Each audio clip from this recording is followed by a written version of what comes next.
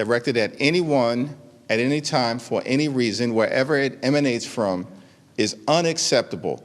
Democrats have made that clear. We don't see that coming from Republicans on the other side. We don't see that type of unequivocal denunciation. In fact, they've described the January 6th hate rally as Mardi Gras, as a normal tourist visit, as a parade, as a celebration, and then they pardon hundreds of violent people and unleash them back in communities across the United States of America.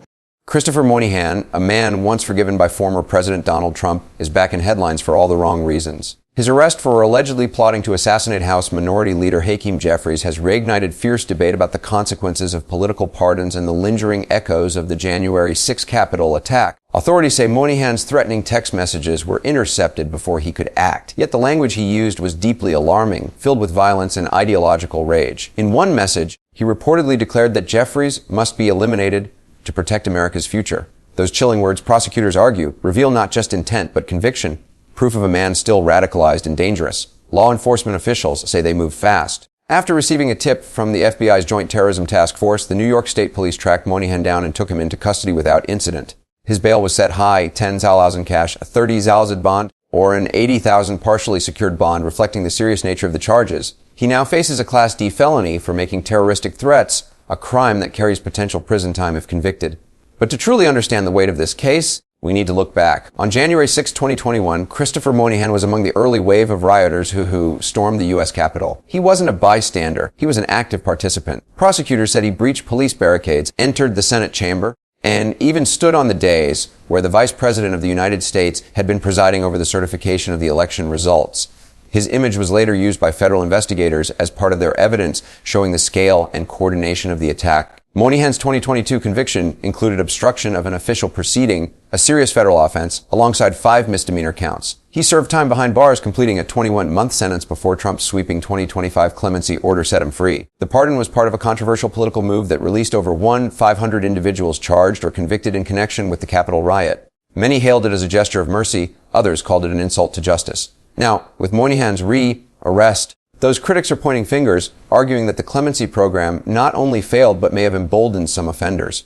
Democratic lawmakers say this is exactly what they feared, pardoned extremists returning to violent behavior. It's unfortunate that law enforcement must continue protecting communities from individuals who should never have been pardoned, Jeffries said in his statement to the press. Political analysts say this case exposes a dangerous undercurrent in American society, a culture of political fanaticism that refuses to fade. Even after convictions, sentences, and pardons, some individuals remain trapped in conspiracy-driven ideologies that glorify violence as a solution.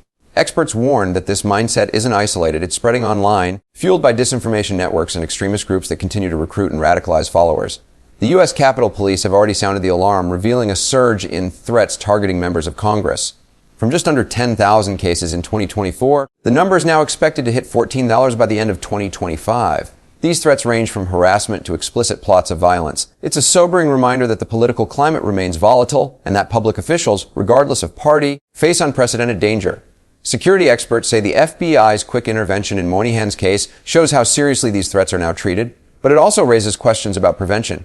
How many more such cases exist, waiting to be uncovered? And are the systems in place strong enough to identify potential threats before they escalate? As the case moves through the courts, one key issue looms: how will the justice system handle a man who has already been pardoned once? Can previous clemency be revoked if new crimes are committed? While the Constitution doesn't allow reversing a presidential pardon, it also doesn't protect recipients from facing consequences for later actions. Moynihan could face several years behind bars if convicted of this latest charge, ironically, a punishment far more severe than his original one. Meanwhile, Hakeem Jeffries continues his duties undeterred. His response has been firm and fearless. Threats of violence will not stop us from showing up, standing up, and speaking up for the American people.